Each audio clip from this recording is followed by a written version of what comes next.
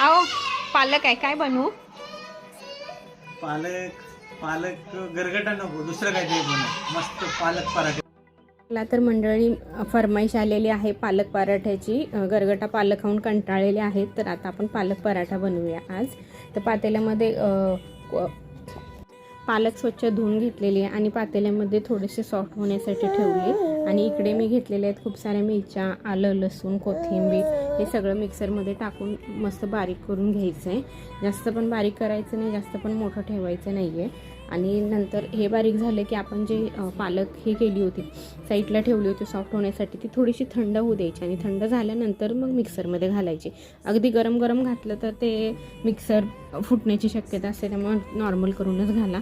आता पीठ मळण्यासाठी मी तर गव्हाचं पीठ घेतलेलं आहे. बाकी काही मी जास्त दुसरी कुठली पीठं घालत नाही, फक्त गव्हाचंच घातलेलं आहे. गव्हाचं पीठ घेतलेलं, हळद टाकलेली आणि माझ्याकडे तीळ होते, मला तीळ घातलेले आवडतात म्हणून मी तीळ टाकले.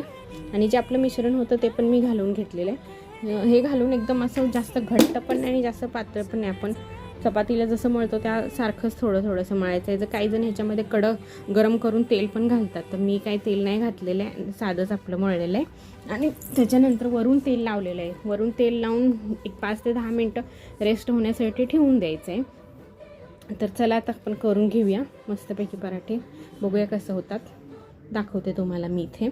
तर लाटून घेतलेलं. काही जण याला ना तेल लावून मधनं चपातीसारखं फोल्ड पण करतात, पण माझी जरा गडबड झाली होती त्यामुळे मी काही नाही केलं, मी असंच केलं. त्यामुळे माझे जरा मला वाटते थोडेसे कमी फुगले, नाही तर फुगतात, सॉफ्ट होतात. तुम्हाला बटर लावायचं असेल बटर लावा, तूप लावा, तूप टाकून सुद्धा केलं तरी छान लागतात, क्रिस्पी होतात, मस्त लागतात. मी काही तूप नाही टाकलं, मी तेलच टाकून केलेलं आहे.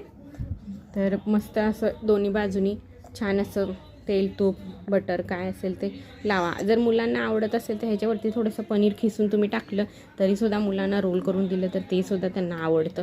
असं पालक मुलं खात नाहीत. अशा पद्धतीने आपण जर वेगवेगळ्या व्हरायटीमध्ये केलं तर मुलांना जरा आवडतं, म्हणूनसाठी म्हटलं आपण पण आज बनवूया.